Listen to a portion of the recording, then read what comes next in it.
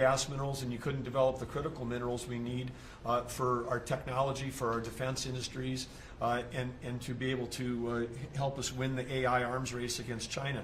So we're opening up this, and with your executive orders and your work, we've on Tuesday, historic day, you ended the war on beautiful clean coal, which has been going on since Obama took office. China gets 60% of their electricity from coal.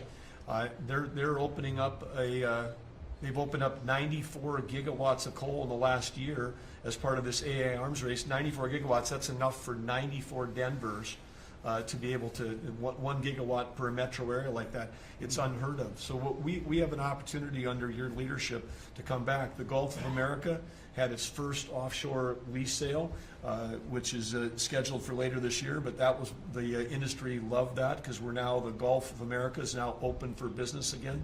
And there's as much as 7 billion barrels of oil accessible now. They've increased the upside of what they think that is. On the coal front, the estimate is the financial value of the coal in America is $8 trillion. That was an asset on the balance sheet that we've now being put back on again. And of course in Alaska, with your separate executive orders to unleash Alaska energy between ANWR, the North Slope, the Strategic Petroleum Reserve Alaska, all of those we've reversed Biden decision. Those are all open for business again. And all of this is leading to the investment coming to America. The smart money is coming to the U.S. That's why we've got trillions of dollars of investment that are showing up at the door, because they know if they're going to do manufacturing here, there's going to be energy to power their plants. And so again, thank you for your leadership and thank you for everything you're doing. Very good. Thank you. Marco? Well, Mr. President, one of the most important things I believe you'll achieve in your presidency is reordering the world in a proper way. For 31 years, more than 31 years now, multiple administrations have allowed the Chinese to deindustrialize this country, to take away jobs and factories and the pillars of our national strength. And what you're doing now, I think, is a great service to our country, but ultimately to the world. And I want to congratulate you and your team that's working on that, because it has extraordinary geopolitical implications, as you see from all these other countries that are now coming here and wanting to join something that actually makes it's crazy to allow these. I mean, basically, we lived in a world where Chinese companies can do whatever they want in America, but our companies cannot do anything over there unless they allow it, and even then they steal our stuff and reverse engineer it. So just reordering all of that has dramatic implications on peace and security of the world. So we thank you. An important meeting, thanks to you, is going to happen on Saturday for the first time in a long time. There'll be direct talks between Ambassador Witkoff and a top-level leader in Iran. We hope that'll lead to peace. You've been very clear what Iran is never going to have is a nuclear weapon, and I think that's what led to this meeting, and we'll wait for him to come back from it, and we're hopeful about that. I would also say that we are receiving, and I think the Department of Homeland Security can confirm this, historic cooperation from countries all over the world. Number one, in taking back their citizens. Every country in the world has to take back people that are illegally in another country, and we have countries that refuse to do it or will kind of ignore our calls. All of them are doing it. The ones that are not are paying a price. And we've also found cooperation in other countries that are willing to take some of these people, some very dangerous criminals. I know the President of El Salvador will be here next week, has really been a good friend of the United States in that regard. These are some of the worst people you'll ever encounter, and Pam knows this, and Christy knows this from the work they're doing. And one last point I want to make, Mr. President, and again, it's under your leadership, it's actually under your executive order. If you come to this country as a student, we expect you to go to class and study and get a degree. If you come here to vandalize a library, take over a campus, and do all kinds of crazy things, we're going to get rid of these people, and we're going to continue to do it. So when we identify lunatics like these, we take away their student visa. No one's entitled to a student visa. The press covers student visas like there's some sort of birthright. No, a student visa is like me inviting you into my home. If you come into my home and put all kinds of crap on my couch, I'm going to kick you out of my house. And so, that's what we're doing with our country, thanks to the President. And last but not least, very important development this week, but both Pam and I are very excited.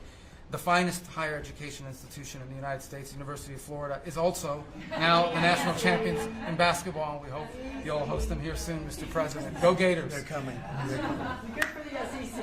They're coming, guys. Congratulations. Well, thank you very much. You're really doing a great job. We appreciate it. Any question?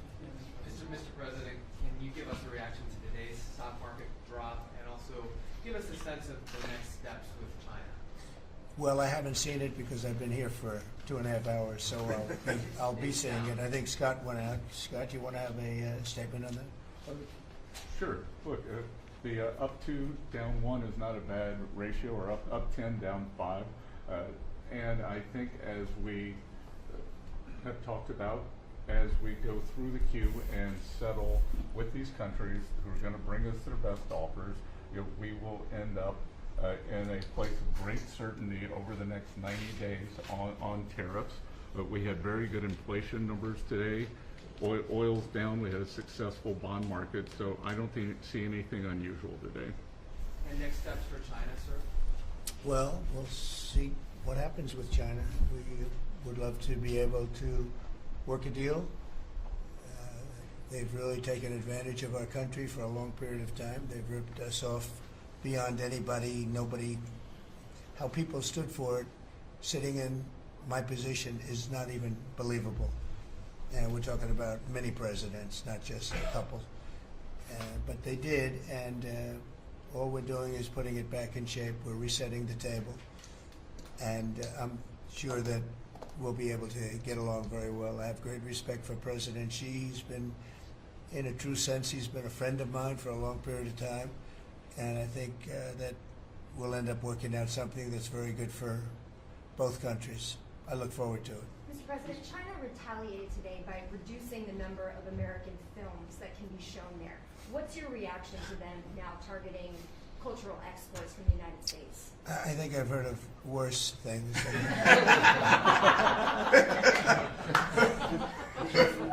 Yes, please. Also on China, the Ukrainians say they have evidence that Chinese soldiers have been found fighting for the Russians in Ukraine. Can the U.S. verify this? And if so, what does the U.S. plan on doing to China to combat that? We'll look into it, but I think beyond that, we're really looking to get that war stopped. They're losing 2,500 and even more than that young people a week. They're Russian and they're Ukrainian. They're not American, but they're people.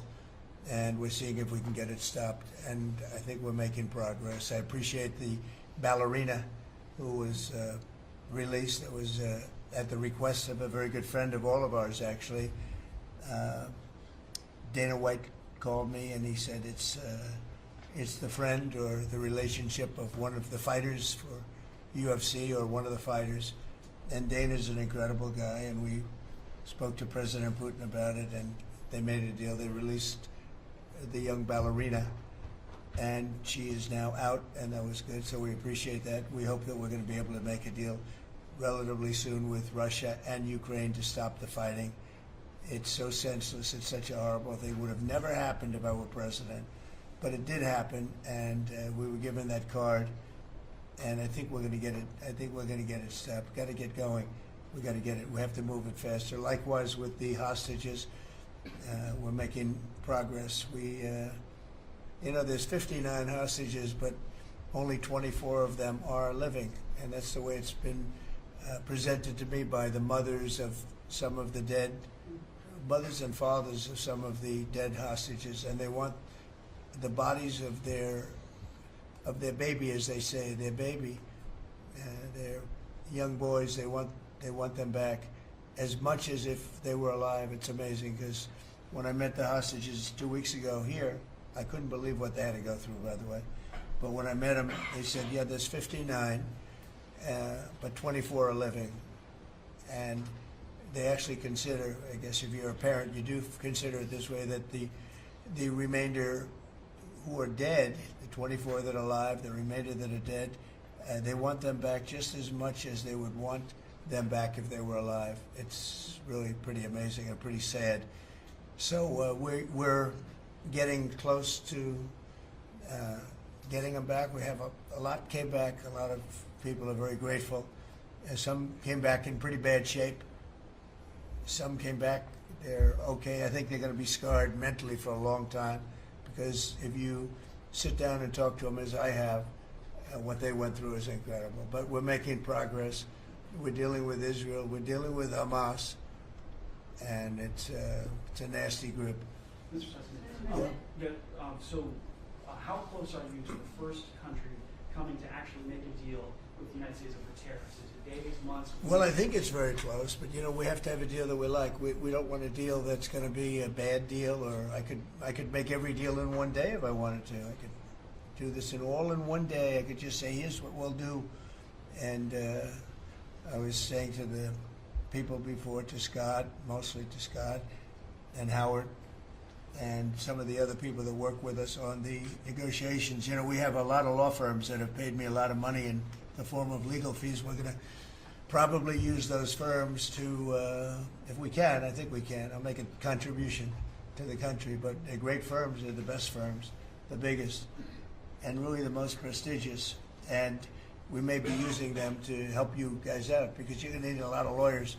And I'm not sure Pam's going to be happy if I say, can you send over about 200 lawyers that work on trade? She's working on criminal stuff, and I think that's going to be her focus more than anything else. So we'll find out if we can do that. But we have a lot of lawyers that you've been reading about where they paid $100 million a firm on average. Now we have the final 4 or 5 are at $125 million.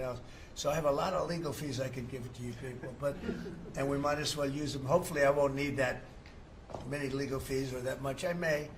Who knows?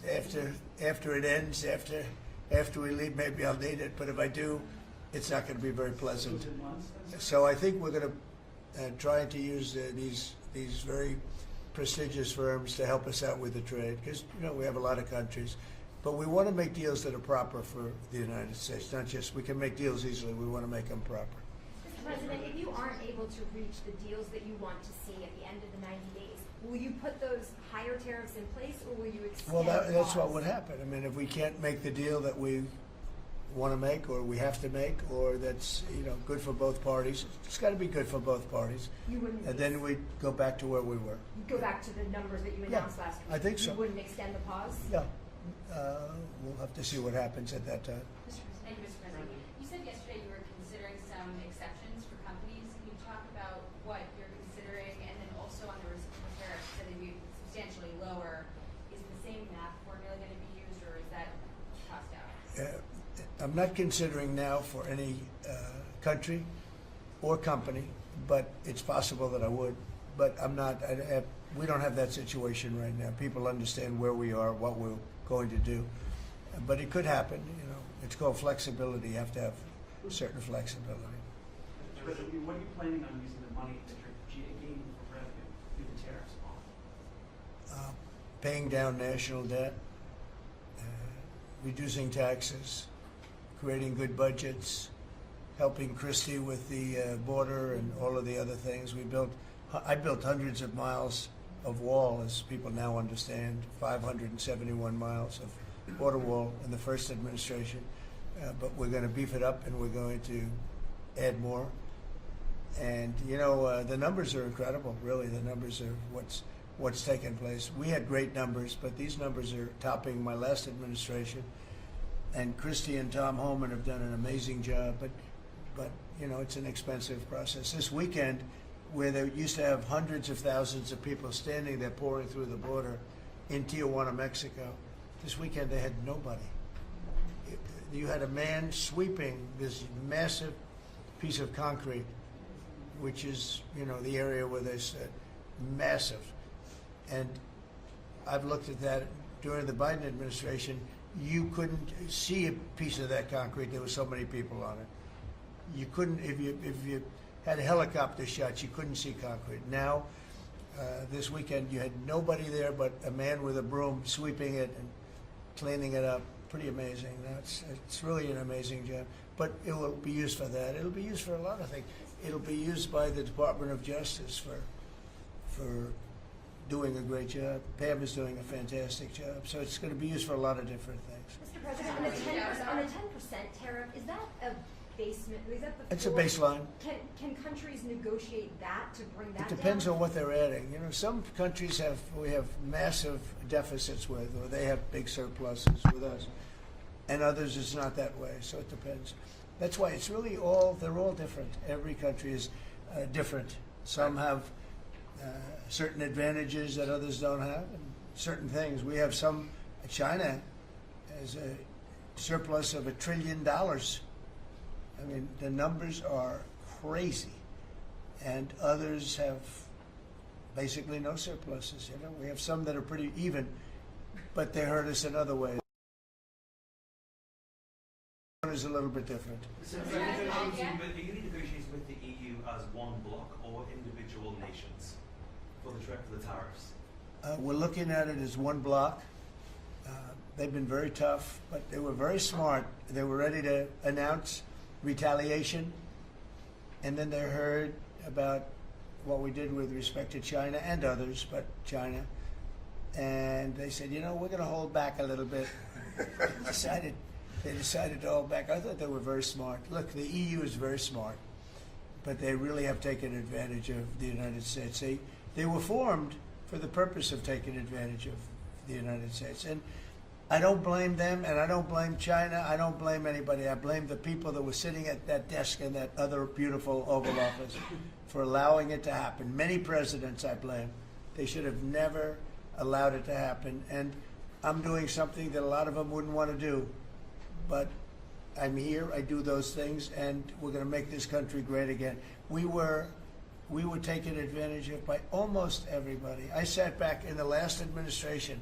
I would actually read them. I don't have to read them now. I know them so well. I would read some of these documents that were signed, deals, and I said, who would do a deal like this? Who would do it? You've seen it, Elon. Yeah. I'd look at deals where it's so one-sided.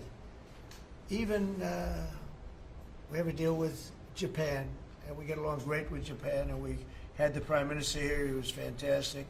As you know, Abe was great. Shinzo was great. He was a good friend of mine, unfortunately no longer with us. But we defend them, but they don't have to defend us. I said, that doesn't sound too good. But we have a deal where the defense deal. We pay hundreds of billions of dollars to defend them. But if for any reason, in other words, we pay all the money. They don't pay anything. But if we're ever attacked, they don't have to do a thing to protect us. I said, oh, that sounds like a wonderful deal. So that's just one out of thousands. And I just wonder who did this. And it's people that either hate our country or didn't care, an expression that you use. I think it's really a lot of them didn't care. It's just hard to believe how bad they are. Now that's a little bit of a defensive deal, but I'm talking about trade deals, the same thing. They're so bad, you would say, how come? And even when I'd renegotiate, like I'd go to a country, they'd give me everything I asked for. I said, why didn't somebody ask for it like originally? They give me everything. I think when they were negotiating, they didn't care, or they didn't ask, or they were shy, or they were very stupid, or they hate our country. Yeah, go ahead, Jeff. You were speaking about Japan. Can you clarify what your vision is for U.S. Steel? You referenced it yesterday. Yeah. There's some questions about what you actually want to see Sure. happen Look, with that. U.S. Steel is going to do very well now because of tariffs, and I don't know why they even need a deal. But the only thing is, U.S. Steel, if you go back 80 or 90 years, that was a behemoth in this. That was our biggest, most. If we were around, we would have been very proud of it. Today we have different types of companies that are big.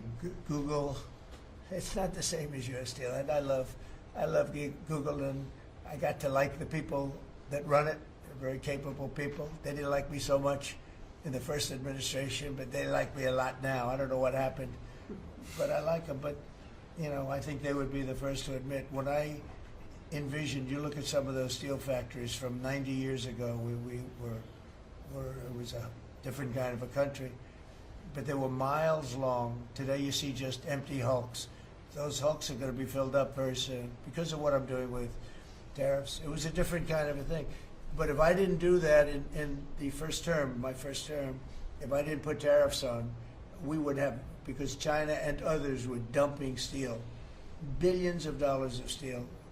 Our steel companies were all closing, every factory. We wouldn't have one steel plant open, and now we have a steel industry that's doing very well, but soon it's going to be thriving, really thriving, and those factories are going to be filled up, but more importantly, they're going to build brand new ones.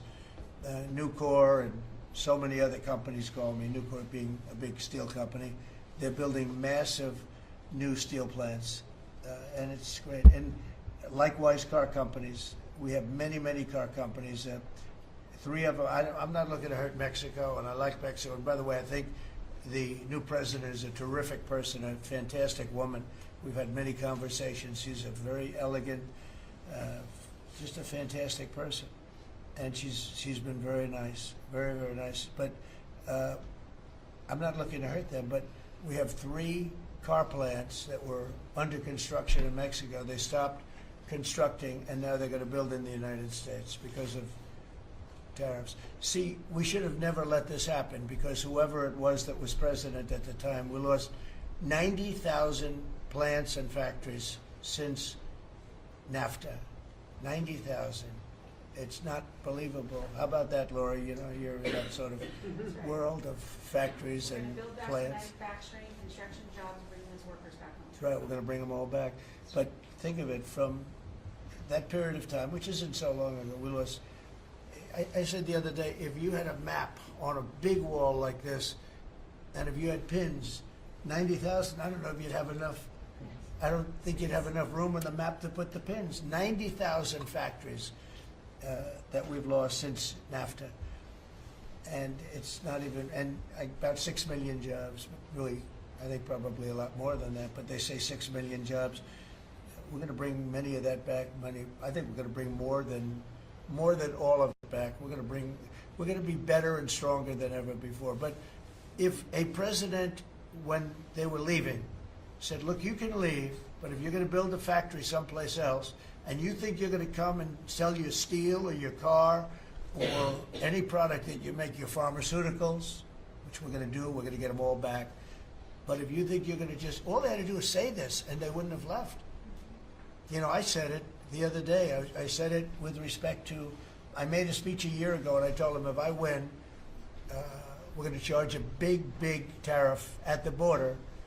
And people were thinking about building in Mexico a car plant. And I said, we're going to have a big tariff. So if you want to build a car, you're going to have to pay 25% more than the cost of that car. You're going to have to pay 25% tariff at the border. They would have never left. They could have kept everybody. If a president said, if you leave this country, you leave Michigan, you leave Detroit, you leave anybody, any of our states, because to me they're all the same. I love them all.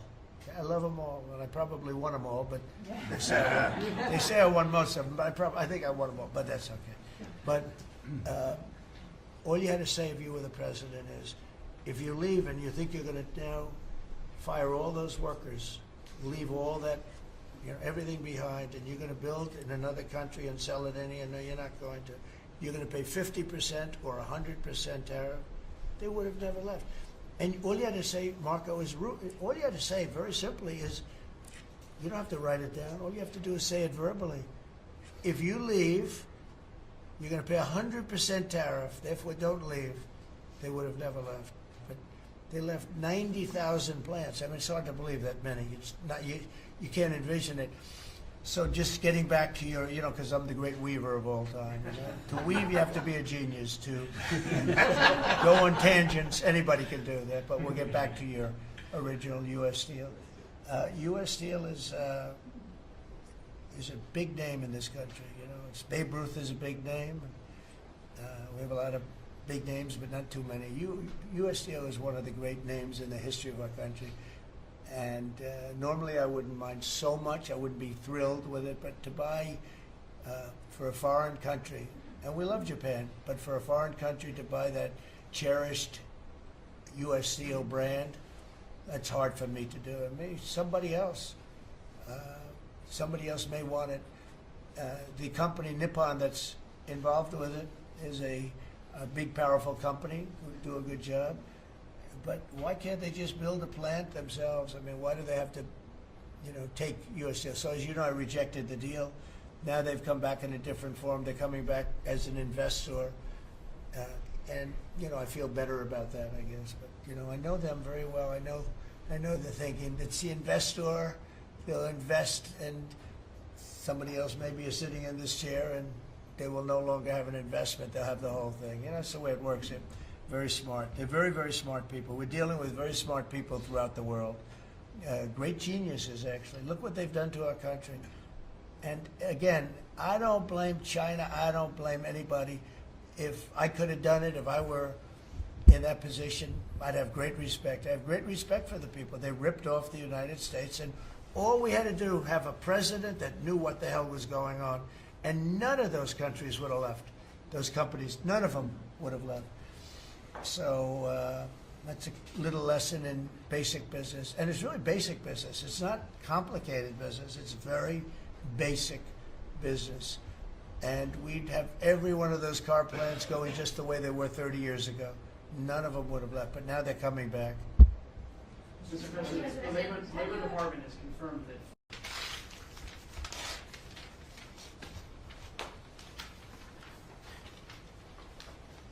Thank you very much. We had a very good meeting. We're talking about a lot of different things. Consumer prices have actually dropped.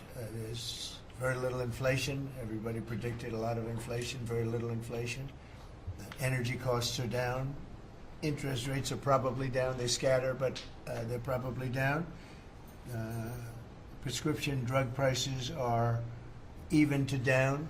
We're doing very well. It's been amazing. We had a big day yesterday. There'll always be transition difficulty, but we had in history, it was the biggest day in history, the markets. So we're very, very happy with the way the country's running. We're trying to get the world to treat us fairly.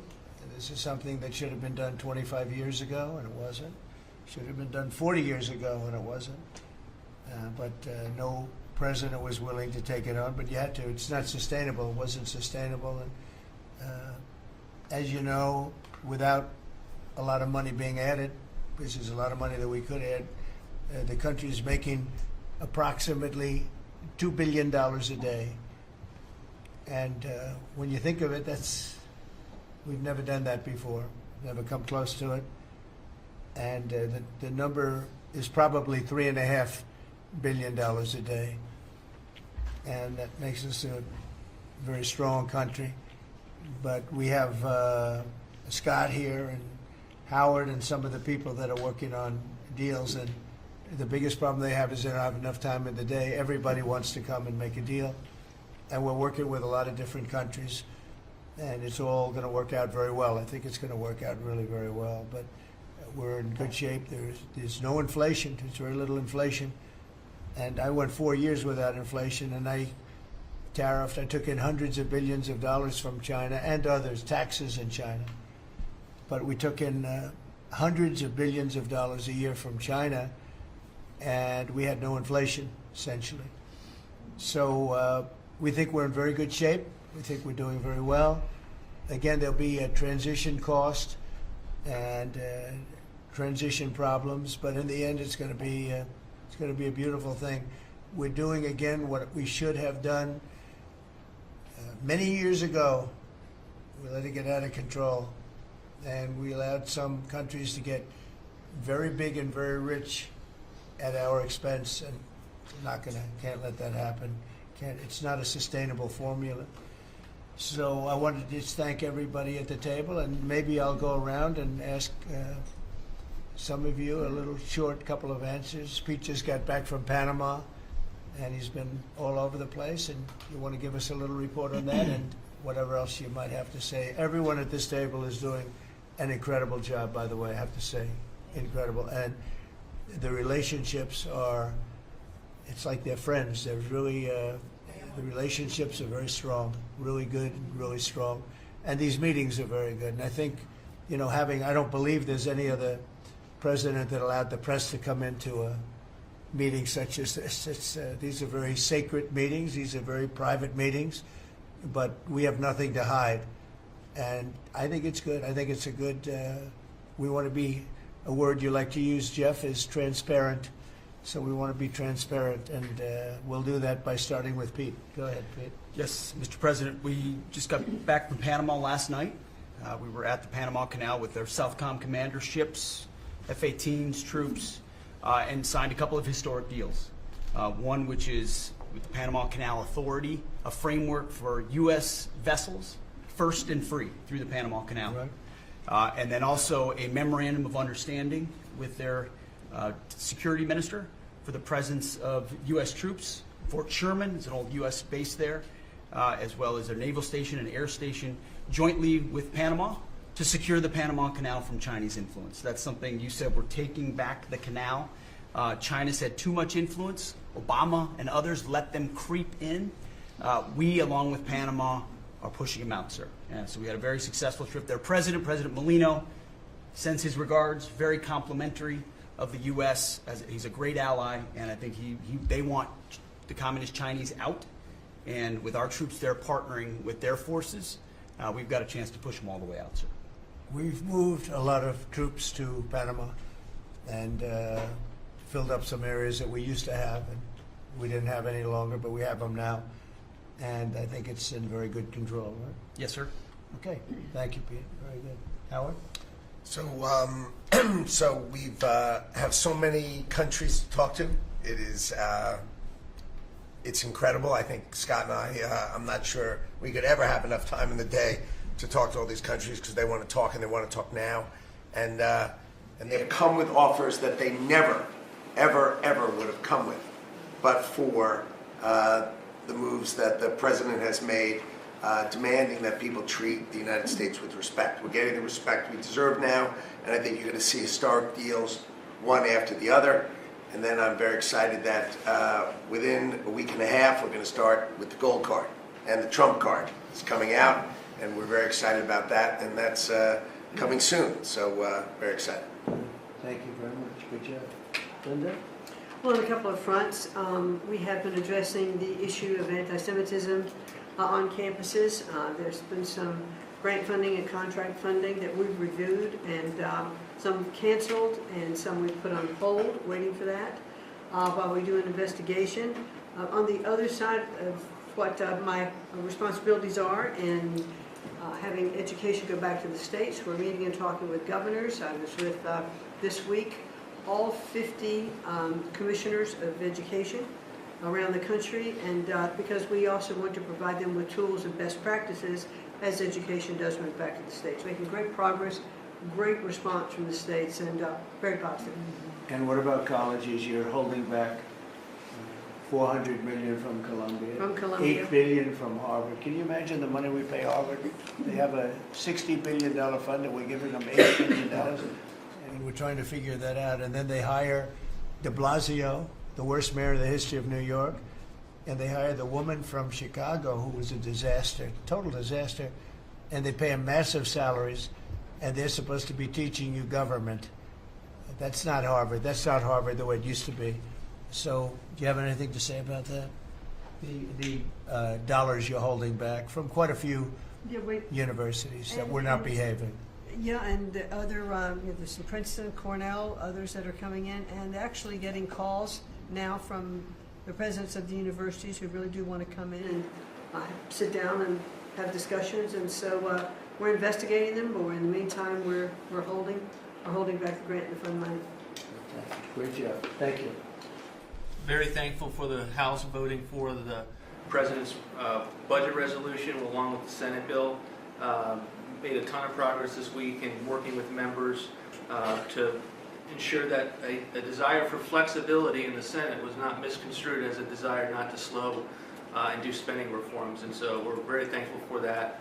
And now we can get after writing that bill, getting the President as big a package of his agenda to his desk. So very good week.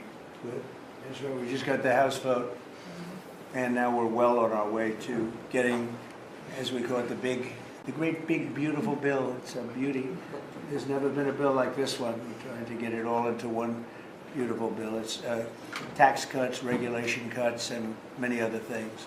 The border, a lot of money for the border. Well, you're doing a fantastic job. So, but we just got a report that we, as you know, you knew before us. Were you surprised we got the vote? Got the vote, and we're happy to get the vote. So I think we're going to be in very good shape. Okay, please. Mr. President, last year the Chinese received 1,700 orders for new ships. American shipyards received 5. Under your leadership, like so many other industries, we are going to revitalize and make shipbuilding and maritime great again with these blue-collar jobs. These are the cranes, the ports, opportunity zones, and drive that investment back in. And we have, under that executive order, and also one to streamline foreign military sales for people that want to buy our equipment, and of course acquisition reform, all just this week under your leadership, Mr. President. So we're going to be rebuilding our shipbuilding business. We may order, would have to go to Congress for this, but we may buy some ships from other countries that we're close to and that do great jobs with ships, but we're going to start the process of rebuilding. We don't really essentially build ships anymore, which is ridiculous. It's going to be a very big business for us in the not too distant future, but in the meantime, we have countries that do very well at building ships, and we'll be dealing with those countries, and we may be ordering top-of-the-line ships from those countries, and within a fairly short period of time, we'll be building our own ships. So we'll probably have to go to Congress for that, but we're not going to have a problem. Susie, thank you very much for the job you've done. Go ahead, please. I just wanted to make sure you know that this cabinet, I think, pretty uniquely collaborates and cooperates and works together to accomplish all that you've asked them to do, and I think they deserve a lot of credit for that. It's true. You're doing a great job. The chief of staff, doing a great job. Lee, go ahead. Mr. President, the Biden EPA was strangulating the economy. The Trump EPA understands it's not a binary choice. We can protect the environment and grow the economy. Working with Doge and Elon Musk, we've now canceled $22 billion worth of grants, and we have launched what is the largest deregulatory action in the history of the country, just in one agency. That's how much of a mess the Biden EPA left us. It is going to end up reducing the cost of living. It's going to create jobs. It's going to make it easier to purchase a car. It will be easier to heat your home. We're proud of this effort. The effort that we have is fulfilling the mandate that you earned from the American public. Clean air, land, and water for all Americans, unleashing energy dominance, permitting reform, advancing cooperative federalism, making America the AI capital of the world, and bringing back American auto jobs. When you called me that day asking for me to take this position, I was honored. And you were very specific and clear in what you wanted us to accomplish. We understand our mission, and at the Trump EPA, we're going to make you proud. Great job. You're doing a great job. And you have a lot of applications for approvals for power plants, which are going to really power the regular plants, and they're going to be right next to each other because we can't rely on our grid. It's old and it's tired, and it's very subject to being attacked, whether by rain or by bombs or by anything else. And we're letting people build their own power plants, and these are a lot of them being built with the AI and beyond the AI chips, and we're letting them build their own power, and never been done before, and we're going to get it done quickly and approved quickly as part of a plant. They'll have a sort of be their own power company, and it's very exciting. They couldn't believe it when I told them that. I said, we're going to get you the approvals very fast as part of your regular plant. You're going to build electric producing plants, and it's very exciting. And they're able to do it very quickly and very well, and you made it possible. Thank you. You have a lot of applications for some of the biggest plants that have ever been built in the world. These are serious plants, aren't they? Huh? Approved. Applications in. We are open for business. Working with Secretary Burgum, Secretary Wright, we are going to make you proud. Good. Sean? First off, Mr. President, it's Brooke's birthday today, so she's getting younger, so happy birthday to Brooke. Thank you. I want to thank you as well for the shipbuilding at EO. Again, to build ships, you also need mariners to sail those ships. I was just up at Kings Point for the Merchant Marine Academy a couple days ago, and we have some of the greatest young men and women who are learning how to be mechanical engineers, to rebuild and fix the engines on those ships, but also how to sail ships. I would tell you that over the past decades, this academy has become, it needs some love. It's been a little bit dilapidated. We have to invest in sailors, and I appreciate you taking the initiative. To be a global power, we have to build ships and have sailors to sail those ships. These are the very people that help Pete should we come into points of crisis to support the military. So thank you for that. Number two, the last administration announced 3,200 projects, big, beautiful roads and bridges. Most of them are good. But they announced them, they didn't sign a grant agreement. 3,200, so the money doesn't go out the door to build the infrastructure in the country. And it's fun to do an announcement. It's actually the harder work to put together these grant agreements. So we're doing the work right now at DOT to get these grant agreements done and build the projects. Most of them are good. And they also put in all of this green and social justice requirements on roads and bridges. We're pulling all that out and putting the money toward the infrastructure, not the social movement from the last administration. Good steel, right, as opposed to green paper mache. Okay, thanks. Great job.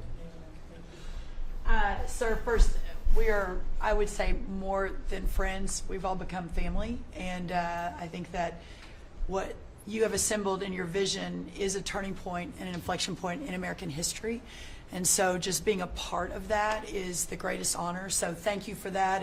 And again, just the relationships here and the honor and respect we have for each other is a reflection of you and your leadership. So I just wanted to say that first. The second thing I want to say is that on behalf of the farmers and ranchers, food security is national security. We have to be able to feed ourselves. And your idea of using tariffs along with deregulation and tax cuts, but your idea of using tariffs to ensure that we are putting forward and putting America first, no one understands that better than our farmers and our ranchers. But having said that, emerging from 4 years of Biden with a 30% increase in inputs for our farmers and ranchers, with an almost $50 billion trade deficit. When we left the first time, it was zero, meaning that they are hurting. So the period of uncertainty we're in, they know that your vision will move us into an age of prosperity for all Americans, but for my people, for the farmers and ranchers, unlike any they have seen before. And I think they are really, really excited and so grateful for your leadership. But also, you have never failed to say that you have the backs of our farmers and our ranchers. It was the first phone call that I had after I was voted with the Senate. And that message just resonates with an almost 85% support of you in the last election. They're with you. Interestingly, the biggest budget driver at the United States Department of Agriculture is not farming and ranching or agriculture, it's food stamps. And so as we emerge and embark, Secretary Kennedy and I, on your vision of making America healthy again, a massive part of that is realigning and reworking our food stamp program so that it better serves those who need it. And yeah, to the point of getting the transgender, DEI, Green New Deal out of the USDA and realigning is really important. So It's out of the thank military, you. right? Yes, sir. Is it 100% out, would you say? 99.9, sir. I'm going to get that last point. Get the one out. rest of it. But thank you, sir. We've got a much different military, I will tell you. Thanks very much. Good job. And eggs are down. Eggs are Big, down. right? Yes, Big. yes, sir. Wholesale prices. Retail will come. Easter is the Super Bowl for eggs. So, you know, there may be a little fluctuation, but no, we feel really good about it. Thank you. That's what I hear. Thank you. Thank you. Good. I'd echo what Howard said on the trade queue, that we've got over 75 countries that want to come in. So it'll be Treasury, Commerce, Jameson at USTR, and we're putting a process in place. And as you said, you're going to be part of the negotiations too, because you know, I've had these countries call me up and Secretary Bessem, we're happy you're going to be negotiating. Well, President Trump's going to be involved too. So bring your best deal on the budget. It's moving quickly in the House and the Senate thanks to your leadership. We're also going to have debt ceiling in there, so we're going to get an increase in the debt ceiling. So, and that will be the done and dusted for Part of the bill that we just got to vote on today. So. part of the bill. It'll be done and dusted for 2 years. We won't have to worry about that. And then I gave a speech yesterday to 1,400 small and community bankers, and they were so happy to hear from your administration. And I told them Wall Street's done great for the past 4 years, 10 years, 20 years. It can continue doing great, but it's Main Street's turn now, and it's those small bankers through deregulation, through emphasis, on Main Street, your Main Street agenda, bringing back jobs, that is going to power the smaller communities. And then finally, the bond auction went very well yesterday. We had a lot of foreigners show up as the support, showing that the U.S. is still the best place to invest. The inflation report, as you said, was quite good. And energy prices are down more than 20% since January 20th. Amazing. Great. Very good numbers. Great numbers. Thank you. Pam? President, we've had some great wins in the last few days that, you were overwhelmingly elected by the biggest majority. The U.S. Americans want you to be president because of your agenda. And the courts are ruling that you have the authority to determine how the money of this country will be spent. That's what the American citizens wanted, and that's what they're getting. An example of that Friday was the Department of Education, that you can determine how the money will be spent. No more DEI. And that impacts every agency across the board. On the civil side again, NLRB. We had a big win in the Supreme Court there. OPM, a big win there. But also 16,000 workers there. But also on the criminal side, the Alien Enemies Act. We are winning there. And your directive to me was to keep America safe, and that's what we're doing. Whether it's the alien enemies, all of these gangs, and they are enemies of our country. They are terrorists, they are organized crime, they have come here, they are extremely organized, they are spread throughout our country, and they are creating terror. And no more under your directive. And that has stopped. Yesterday in South Florida, we charged 11 defendants with $500 million of pure cocaine coming into our country to kill our kids. They were caught. They will be prosecuted to the fullest extent of the law. These gang members are going back to where they came, or they're going to an El Salvador prison at your directive. And you also gave us a directive to prosecute the people who are going after Tesla to the fullest extent of the law, some of the greatest police work I've seen. We've made 4 arrests. There will be no negotiations at your directive. They're all looking at 20 years in prison, and within the next 24 hours, you're going to be seeing another huge arrest on a Tesla dealership, President. And that person will be looking at least 20 years in prison with no negotiations. That's great. That's great. That will stop it. Cold. Domestic terrorism. Thanks. Doing a great job, too. Thank you very much. Lori, please. Mr. President, accountability matters. That's what we're recognizing. With our partners at the Department of Labor for Government Efficiency, just a few weeks ago, we realized there's about $4.4 billion in COVID funds that were not used, that the state coffers were just holding on to. Out of that, we've returned $1.4 billion back to the state treasury, so essentially to the American people, and we'll go back and claw the rest of those billions of dollars back. And on the heels of that, late last night, we're understanding unemployment insurance fraud. That trust needs to be whole for the American people. When we need it for who deserves it. That's not what we're seeing in the numbers that we saw last night, again, exposed by our partners at DOJ at the Department of Labor. Since 2020, over $400 million of payments have gone out already. And when you hear these numbers, apparently in the United States, we have over almost 25,000 people who are over 115 years old who are collecting $59 million that we have sent out to people. Talk about fraudulent behavior. Mr. President, 28,000 people between 1 and 5 years old have collected fraudulent payments at the tune of $254 million has gone out. And lastly, 10,000 people who have not been born yet, 15 years into the future, $69 million, and they haven't even been born yet. In one case, they will be born 129 years from now. The United States government sent them $41,000, and they're not born yet. So, under the Department of Labor, those are the things that we're uncovering. I couldn't be more honored to tell the American people that we're bringing back their dollars and we're saving them and returning them to the United States Treasury. Also, jobs numbers. Last Friday, 228,000 new jobs were reported. That is good for the American people. That is my primary job, is to grow that workforce under your leadership. So we've kicked off the America at Work tour, and we'll be visiting all 50 states, and I'll be working with my colleagues here to do just that. So thank you, Mr. President. We're going to grow this economy. We're going to keep our focus on the American worker. So you're finding tremendous fraud, though. Those numbers are really bad when you Unheard of. over 115 years old. And I think you had mentioned the oldest person in our country is 114 years old. That's pretty good. A woman living in Pennsylvania, but apparently there's 24,000 more of them that are 115 or older that we're I hope you hear that. So we have 24,000 older than the oldest person. Definitely did.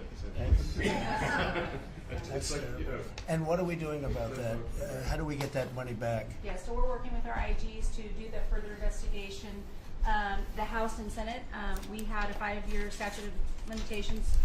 We've got an extension on that, another 5 years. And so the goal, in my opinion, we should never have a statute of limitations to return the American dollars back to the Treasury when there's fraud. But at this point, we will continue to work hard and double down and return those dollars to the Treasury. Great. Thank you very much. Thank you. Great job. Christy? Well, Mr. President, thank you for your leadership at the border. For the second month in a row, you have broken the record in the history of the nation for the lowest number of encounters at the border, which is absolutely remarkable. You have said that America's laws matter and that they'll be enforced, and we're hard at work now to get people to go back home that are here illegally. So the Alien Registration Act has been in place long enough now that those individuals that are here illegally, if they haven't registered, then they can be charged criminally, and they can face fines up to $1,000 a day and face deportation if they don't go home, and they'll never get the chance to come back to America. So we're encouraging people to use the CBP Home app to register, and we're working on the resources and funding to buy them a plane ticket to send them home. I went to El Salvador, Colombia, and Mexico, and those countries and others are thinking about setting up programs to support these individuals when they get back to their countries. So when they get there, they'll have housing and food assistance, and so making sure that these folks have the opportunity to go home so that they can get the chance to come back to America is important. And So it's a very big self-deport operation that we're starting. thousands of people have already Yeah. self-deported. Well, we're just going to, when you have 21 million people that need to go home because they're here breaking our laws, then we need to facilitate that. And I've been working with the governors a lot lately on several different issues. One of them has been on FEMA for recommendations on how to do exactly what you've directed us to do. And then also I sent a letter and communicated with them that they need to be setting up a SCIF.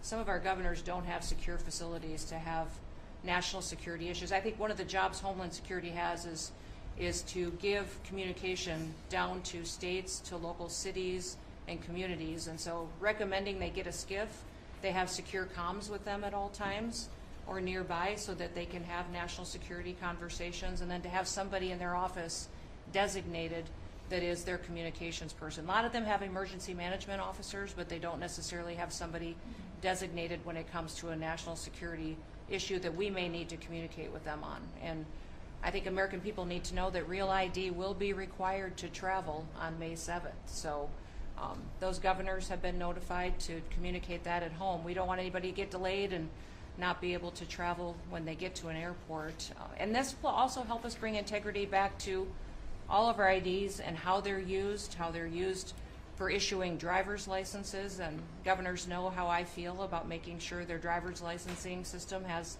integrity, because a lot of people use their driver's license to vote. And the backbone of our country and the foundation is election integrity. So we're giving all those directions to our governors and communicating that so they can lead on it as well. And we're going to work with people so that if they go out in a nice way and go back to their country, we're going to work with them right from the beginning on trying to get them back in legally. Is that right? A chance to come back. So it gives you real incentive. Otherwise, they never come back. They'll never be allowed once a certain period of time goes by, which is probably going to be 60 days. We're also going to work with farmers that if they have strong recommendations for their farms for certain people, we're going to let them stay in for a while and work with the farmers and then come back and go through a process, a legal process. But we have to take care of our farmers and hotels and various places where they need the people. And we're going to be working with you very carefully on that. So a farmer will come in with a letter concerning certain people saying they're great, they're working hard. We're going to slow it down a little bit for them, and then we're going to ultimately bring them back. They'll go out. They're going to come back as legal workers. Okay? Yes, sir. Thank you. Which I think will be I think it's very important to do. Okay, thank you very much. Great job. Jameson, I watched you testify for the last he did couple of days. You're on every night at 3 o'clock in the morning. And you did great. You were fantastic. Thank you very much. It's just what I like to do for fun, sir. You've been keeping us very busy. Last week, you started a reordering of international trade, something that hasn't happened for 80 years, something that should have happened decades ago. And you know that. You've known that for a long time. That's why you have us all working on this. You came into an emergency situation where President Biden left us with a $1.2 trillion trade deficit. It's the largest of any country in human history, the largest. So you declared an emergency, you took action. You would say the largest in history, right? In history. There's never been anything like what he left us. He left us a mess. His whole administration was a mess. So go ahead. So you declared an emergency, you imposed a trade action, so now you have a tariff on the world, it promotes U.S. manufacturing, it protects U.S. workers, and you've also given room for negotiation during this time so we can open export markets for our farmers and other producers and American workers. And this is why the unions vote for you, this is why the workers vote for you, this is why the families want you to be the president, because you're standing up for American workers and American communities. We've had countries come in over the past couple of weeks that represent more than half of global domestic GDP, more than half. That's who's coming in to talk to you and to your advisors about how to have reciprocal trade, how to have fair trade. Would have happened without you. Thank you very much. Great job. Hello, Elon. Well, thanks to your fantastic leadership, this amazing cabinet, and the very talented Doge team, I'm excited to announce that we anticipate savings in FY26 from reduction of waste and fraud by $150 billion. And I mean, and some of it is just absurd, like people getting unemployment insurance who haven't been born yet. I mean, I think anyone can appreciate whether, I mean, come on, that's just crazy. You know, some of these things, people ask me like, well, how are you going to find waste and fraud in the government? I'm like, well, actually just go in any direction. That's how you find it. It's very common. it's, as the military would say, target-rich environment. So I think we're doing a lot of good in excellent collaboration with the cabinet to achieve these savings. And it will actually result in better services for the American people, and that we're going to be spending their tax dollars in a way that is sensible and fair and good. And your people are fantastic. In fact, hopefully they'll stay around for the long haul. We'd like to keep as many as we can. They're great, smart, sharp, right? Finding things that nobody would have thought of. Very computer savvy. Yes. We're working with hard to get the Trump Gold Card operational, hopefully in the next week or so. That'll be great. That'll be very exciting. It's really exciting. That's a pathway to citizenship. Into the United States. It's a big deal. Yep, it's a big deal. Thank you very much. Great job you're doing. Thank you, sir. Thanks to your leadership and setting the mandate of transparency and accountability across the U.S. government, I'm bringing that transparency and accountability to the intelligence community.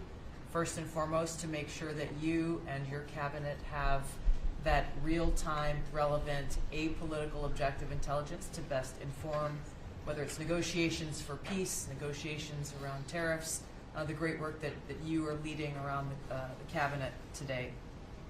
Secondly, working with Department of Homeland Security and the FBI to increase our information sharing to achieve your goal of countering the narcotic trafficking and our ability to go after cartels now designated as foreign terrorists.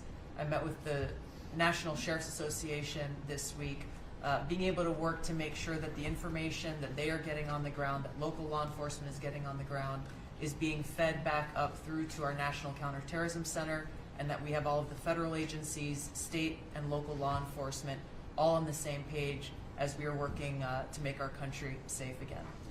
And lastly, sir, as you know, declassification and rooting out weaponization and politicization of the intelligence community is a huge priority. You know more than anyone else the very dangerous and negative consequences of that. I've got a long list of things that we're investigating. We have the best of the best going after this. Election integrity being one of them. We have evidence of how these electronic voting systems have been vulnerable to hackers for a very long time, and vulnerable to exploitation to manipulate the results of the votes being cast, which further drives forward your mandate to bring about paper ballots across the country so that voters can have faith in the integrity of our elections. And lastly, we've been scanning. I've had over 100 people working around the clock to scan the paper around RFK, Senator Robert F. Kennedy's assassination, as well as Martin Luther King Jr.'s assassination. These have been sitting in boxes in storage for decades. They have never been scanned or seen before. We'll have those ready to release here within the next few days.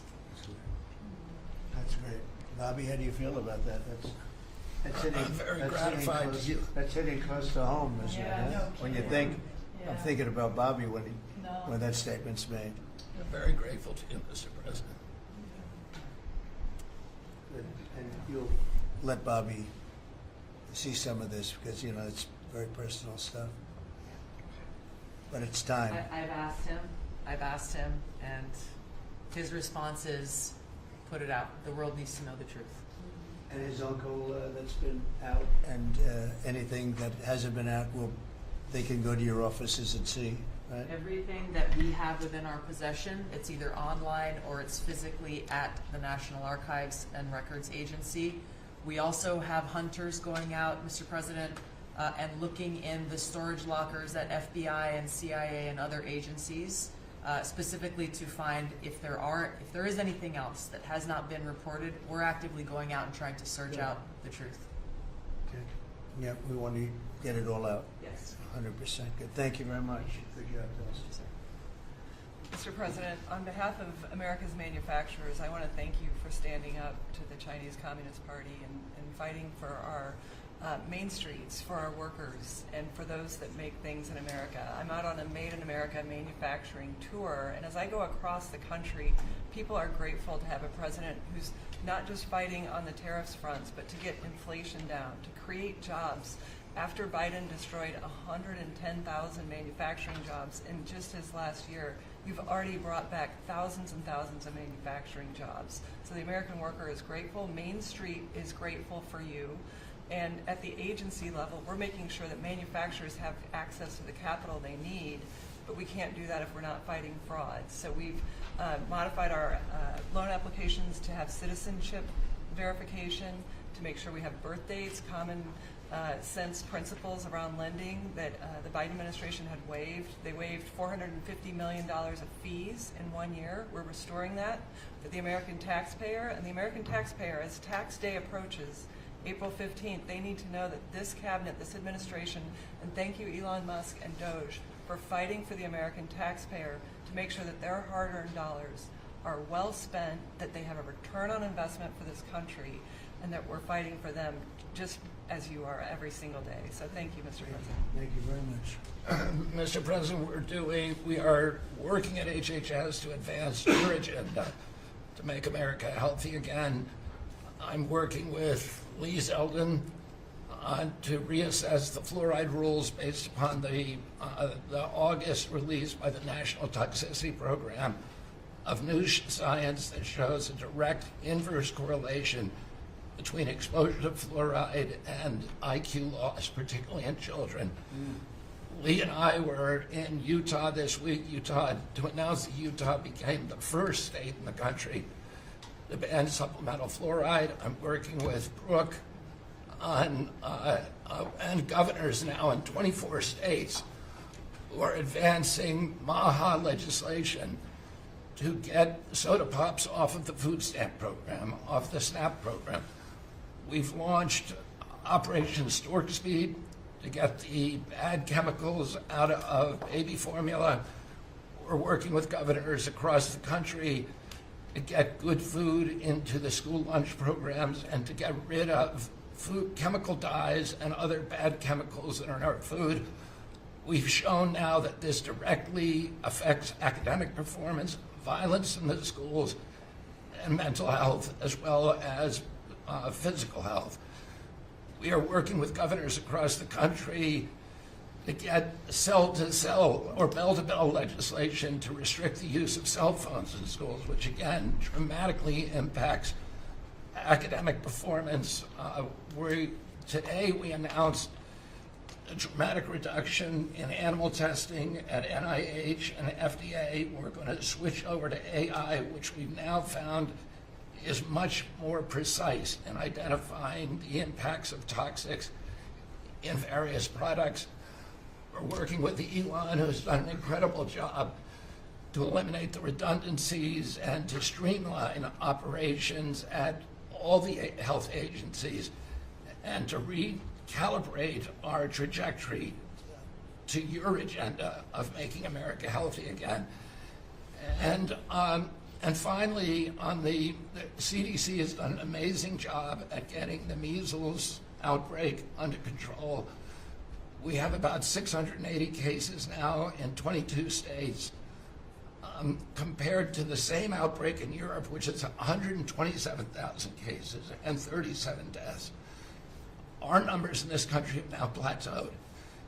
And I want to thank CDC for that. And we're trying to refocus the press. We've had 3 measles deaths in this country over 20 years. And we're trying to refocus the press to get them to pay attention to the chronic disease epidemic as you've asked us to. We have now 38% of American youth are pre-diabetic. This was unknown 30 years ago. Every child that becomes diabetic, there should be a headline about them. We have 100 million adults who are pre-diabetic or diabetic. And we have, we have now, the autism rates have gone from now, most recent numbers we think are going to be about 1 in 31. 1 in 20, so they're going up again. From 1 in 10,000 when I was a kid. And we are going, at your direction, we are going to know by September. We've launched a massive testing and research effort that's going to involve hundreds of scientists from around the world. By September, we will know what has caused the autism epidemic, and we'll be able to eliminate those exposures. So big. Think of that. So it was 1 in 10,000 children had autism, and now it's 1 in 31. Not 31,000, 31. That's a horrible statistic, isn't it? And there's got to be something artificial out there that's doing this. So you think you're going to have a pretty good idea, huh? We will know by September. There will be no bigger news conference on that. So that's it. If you can come up with that answer where you stop taking something, you stop eating something, or maybe it's a shot, but something's causing it. It can't be from 10,000 to. Can you imagine that, Marco? That's a big number. Thank you very much. You're doing great. Thank you, Bobby. Please. Well, Mr. President, one of your primary administration goals is to make sure that we unleash American energy, and of course the strategy behind that is when we do that, it helps make it more affordable for all Americans. Energy isn't just industry, it is the foundation of every other industry, whether it's food, manufacturing, clothing, transportation. And then also when we've got the ability to generate and not just be energy independent but energy dominant, then we have the opportunity to sell energy to our friends and allies versus them buy it from our adversaries. And our adversaries were funding terrorism and conflicts